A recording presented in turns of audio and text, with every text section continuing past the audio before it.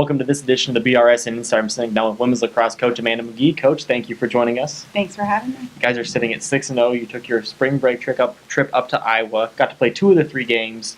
Got a 25-8 win over Clark and a 21-10 win over St. Ambrose. Talk about those 2 games. The girls were really excited for spring break. I think it's always awesome when you get to just focus on your sport, just lacrosse. They didn't have to worry about classes or any of that outside kind of noise, and I think we played really, really well, especially for being on the road.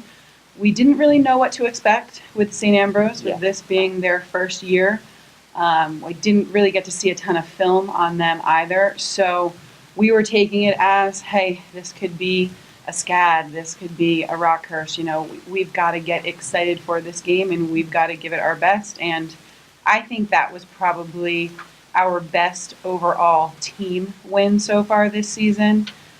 It just really felt like everybody was clicking everywhere on the field. And then something interesting happened. You had a game postponed. Tell us why that game was postponed. So we were supposed to play Madonna University on Friday and then head back Saturday to Atchison, but that game got canceled. The referees, unfortunately, were never assigned. They never showed up. That's the first time that's ever happened to me. The girls were obviously a little bit stunned and kind of shocked that was happening. So hopefully that will never happen again. You guys came back home this past Saturday. You beat Lindenwood Belfield 21-1. Another dominant performance. It seems to be the theme of this year so far. That was also another great team win for us. The past year we played Lindenwood at home. At their home, and it was definitely more of a battle. It was definitely more of a chippy game. So it was wonderful to see us kind of blow them out and kind of just take complete control. We had a lot of different scorers, a lot of assists, and I love to see that in the stats. It makes it more difficult for other teams to try and mark out 1 or 2 people. And then the spring break trip, Lizzie Darrow just had 2 of the best games she could possibly have. Ended up winning National Player of the Week. What does that mean for the program and for her? It's so exciting to see her win National Player of the Week. There is no one who deserves it more than Liz. She is all heart and she is all hustle, and just for her to get that recognition, I think it's massive for her confidence. And this year, she is a completely different player than she has been the past couple seasons for us. And I think it's kind of a culmination of she knows this is her last season. And every time she puts that jersey on, it's one last time she's going to get to do this. So it's huge for our program. It's amazing to get our name out there and let the other teams see that we mean business this year. And tonight, you get to take on Rockhurst. And we talked about the importance of this game for you and the program. It's another exciting game. It has been a battle against them the past 2 years. They are a really, really good program for us. I'm excited to see how mentally tough we are. We know it's not going to be an easy win by any means. Yeah. So it's exciting as a coach to see how much better we have gotten in the past 2 seasons and what we're going to do tonight. You have obstacles to get through, considering the fact that none of these games have been close. What are you telling the girls before the game? Because this game's going to be completely different than what they've played. Yeah, I think for us this week, it really has been about being passionate about the fundamentals. So all that little stuff, when you're tired, running through the ground balls, good passes for your teammates, shot selection, making sure we're hitting those corners on the cage. It's got to be about the little stuff, and we've got to pick each other up if maybe somebody's having a bad day or they miss a pass or they miss a shot. I think that is what sets us apart from other teams. I think we really do have each other's back no matter what. So I can't wait for 5 p.m. And then Saturday, not to look too far out in front, but you have a big KCAC game against Ottawa on Saturday. Yeah, definitely Ottawa they're our biggest rival in the KCAC for sure. And we have been thinking about them a lot, in the fall, basically every day at workouts. So I'm excited for Saturday. it's kind of a revenge tour, we've been calling it, with the girls. So I know they're looking forward to getting back out on that field against them as well. All right, Coach, thank you very much for joining us, and good luck tonight and on Saturday. Thank you. Benedictine College women's lacrosse coach Amanda Magee on the BRSN Insider. Shakespeare once said, "Some are born great, and some have greatness thrust upon them. The rest of us," he said, "have to achieve greatness." We know exactly what he means. Be not afraid of greatness. Achieve it. Benedictine College, where greatness begins. Back on the BRSN Insider, I'm sitting down with women's basketball coach Chad Folsom. Coach, thank you for joining us. Thanks for having me. You guys earned a 7th seed in the national tournament, got to go up to Billings. First, talk about the intricacies and just getting to Billings, Montana. Yeah, it's definitely a long drive. It's about 16 hours, and we did it in 2 days. So I thought we did a little bit better this year than we did last year. We left on a Saturday afternoon after practicing in the morning, got up there Saturday night in Rapid City, and then we're able to spend the night and then play and then practice at South Dakota School of Mines on Sunday morning, and then drive on to Billings from there. So, and then once we got there, we were able to practice a couple more times before our first game, which allowed us to kind of get used to the altitude and just playing in a different environment. So I thought we were prepared. We're very well prepared getting into the tournament this year. And you took on number 2 seed Columbia. You guys upset them 68-59. Go ahead and take us through that game. I think our team, like I said, I thought we were really prepared going in. I thought maybe we were healthier than we've been in the last 2 months.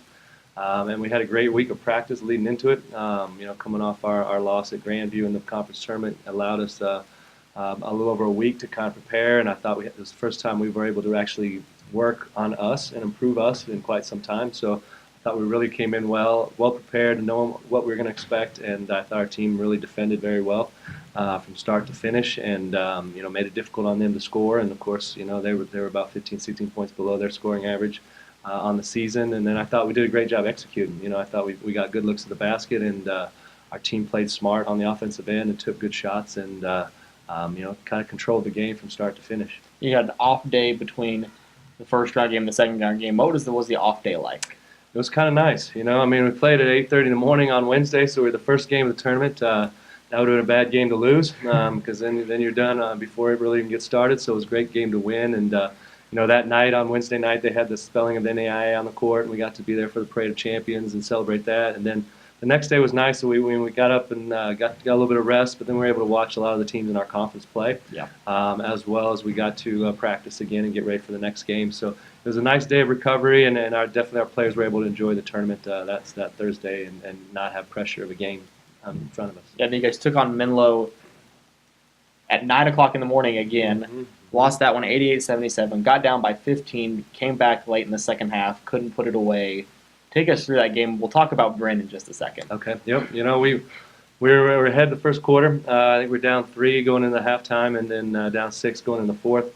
And they went on a big run and hit quite a few shots from 3. I think one of their guys kind of got hot for them, and we were down 15 with about 6 minutes to go in the game. And then over about a 3-minute stretch, Bryn Mall single-handedly carried us back into the game, and we had it down to 1 point with about 3 minutes to go. And then they were able to come down and hit another shot, kind of open it up again. But I'm proud of the way our ladies fought, and didn't give up, kept fighting back, and played well all the way through the end. And we'll talk about Bryn. Had a career high of, it was either 12 or 14 coming into the tournament. She scored 16 in that first round game, and then erupts for 31 against Menlo. Just talk about her performance in those 2 games. She really stepped up, as a freshman point guard for us. She's been starting since game 5 of the season, and she really, when the lights came on, really turned it up at the national tournament. And I think, she played in a lot of big-time games in high school, at Bishop Carroll High School in Wichita, and we were at state tournaments all the time. And but she really rose to the occasion. And, that first night she hit her career mark with 16, and then was able to follow that up with 31 the next night, and she hit 7 of 10 three-pointers. And I think during that stretch of 2-3 minutes, 10, 12 points in a row for us to get us back in the game. And was hitting three-pointers and getting fouled and making the free throw, 4-point plays, hitting layups and getting fouled, making the free throws, 3-point plays. She was doing it all, and what's great to see was the fire come out of her. She's kind of a quiet player usually. It doesn't show a lot of emotion, but it was really coming out in that game, and hopefully be something we can see in the future. And then you lose 3 seniors, Kristen Murphy, Lexi Viegas, and Jordan Kloster. Talk about what those 3 have meant to the program over the last 4 years. You know, it's awesome to have those 3 all come in as freshmen together and then all graduate together, 4 years later. And in their 4 years, they've been to 4 national tournaments. You know, they've been, I want to say, they've won over 100 games in their 4 years. Great leaders, and this year they really stepped up as leaders, and because we were a young team besides those 3, and they really brought us to where we ended up, getting to the national tournament and led us from start to finish, and we're definitely going to miss their leadership and what they bring for us and brought for us over the last 4 years. In recruiting process, how is that going, and what are you planning on bringing in next year? Well, we've got 5 freshmen committed right now, and we're looking at 1 or 2 more probably. So we've got 8, 9 players returning, and we're bringing in several guards, wing players. We're bringing in another post, and we're looking for some power forwards at the moment. So we've got a lot of. Next year we'll be young again. I feel like we could have the potential of 11 freshmen, sophomores again next year. But this year proved that it didn't matter what class you're in. If they all work hard and play together, we can be successful. All right, Coach, thank you very much for joining us. Yep, thank you. Benedictine College women's basketball coach Chad Folsom on the BRSN Insider. A wise man once said, "The world offers you comfort, but you were not made for comfort. You were made for greatness."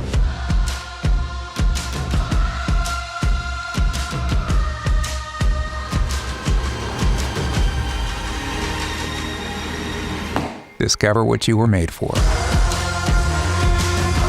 Benedictine College, where greatness begins. Back on the BRSN Insider, I'm sitting down with men's lacrosse coach Mark Blaise. Coach, thank you for joining us. Thanks for having me. We'll go back to your spring break trip. You guys went 1-2 over that trip, played Concordia, played a very, very good Madonna team that's jumped into the top 10, and then Michigan Dearborn. Take us through those 3 games. Going to Michigan in the start of March is not always a great idea. It's very cold. We started out, really struggled the first half against Concordia. The guys came out, played a lot stronger in the second half, beat them. Madonna's a really good team. They're actually in the top 5. They got a lot of scorers. They have a lot of people that can hurt you. We were struggling on defense. One of our close defenders was gone, and so it was a tough loss. But sometimes, we're just not at that point right now individually, with some of our matchups to win those matchups. And then Michigan Dearborn, same thing as the Concordia game. Really slow start, and then just clawed our way back in. A couple really bad timed penalties, let them come back, and then we'd score, take the lead, and then they'd answer, and then at overtime we got a really good look. Peter Gerard had the ball, had a nice shot in overtime, and then we had one good defensive stop. Usually, a lot of times in lacrosse for overtime, sometimes it's just one possession goal, and so there was, I think, 3 possessions. So it was a tough loss. Yeah. So. And then you guys came back home on Friday, played the Cumberlands, the number 8 team in the country. Again, struggled in the first half, but looked a lot better in the second. Yeah, that's kind of a constant theme so far this year. Really different. We struggled for different reasons. We struggled in the first half of Cumberland's. Really, in a lot of ways, an effort level. Ground balls, 50-50 balls. We just weren't winning. We weren't getting those extra possessions that we needed to kind of get over the hump. And then second half, the guys played a lot harder. Kind of saw the fruits of that labor. And it's also, that's our 4th game against top 8 teams. And then also, if you count Rutgers University, we've really played 5 games against, top competition. So that's been a really good thing for the first half of the season, is how many high-level teams we played. Moving into the second half, I think that's just going to keep on paying off for us. And after the first half of the season, are you guys at where you wanted to be at this point? We probably dropped 2 games that I didn't want to lose. We dropped to Mobab, and we dropped to Dearborn. Those are games that I really wish we could have back, just because I definitely think we could have won those games. But other than that, first half of the season, and I really kind of pitched the whole first half of the season as our preseason. The way that the KCAC works with automatic qualifiers, if you get into the conference tournament and win 2 games, you're in the national tournament. It doesn't matter if you were 0-8 before that and then won all your conference games. And so that was kind of big for me is, really getting to the second half of the season, hitting our stride, focused on the conference tournament, winning the conference championship, and then going to the nationals. You guys played Columbia last night, a first-year program. They came out again, struggled in the first half, failed 7-3. What did you tell the guys at halftime last night? Well, I mean, a big thing to note is, if for a lot of people that watch the games that know a lot about lacrosse, they'd tell you that we were not struggling in the first half. There's sometimes when the goals just aren't going in. Yeah. We hit a lot of pipes, a lot of big saves. One of the big problems that we have with an identity problem is sometimes our guys just don't trust that the way that we're going to play is going to win out over time. And so what that means is, if you hit pipe, a couple saves, we start to freak out. And on the sideline, I'm hearing guys freaking out that we got to play better, that we need to, do this differently. And a lot of times we've done the right stuff to get us into that position. Yeah. We just need to keep doing that to get in that position more often. So that's really what I said in the second half in the locker room. Nothing rah-rah. It really was just let's keep doing us, plugging away. A little bit of sense of urgency. But other than that, we just had to keep playing our game. And you guys came out with that sense of urgency, outscored them 11-3 in the second half. Looked like almost a completely different team. Yeah, that's how I know that they can play, and that's how they know they can play. It's just about putting that together for 4 quarters, which is always a tough thing to do.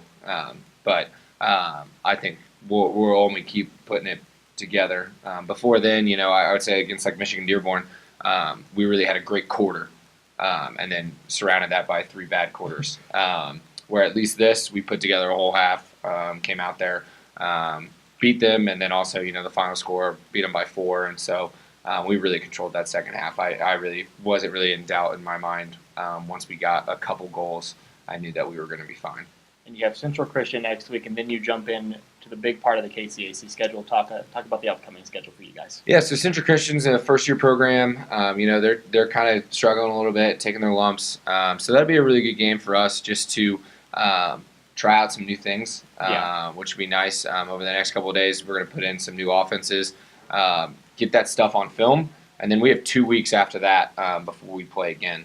And so then we'll be able to really fine-tune different things with our offense that we need to kind of get better at.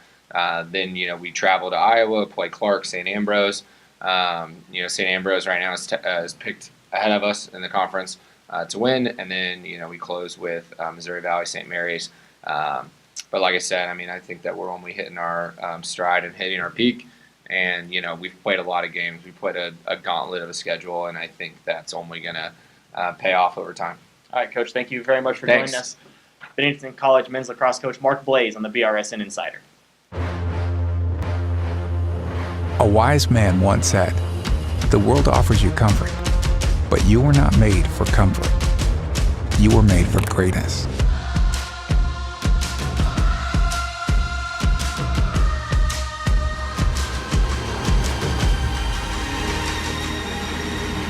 Discover what you were made for. Benedictine College, where greatness begins.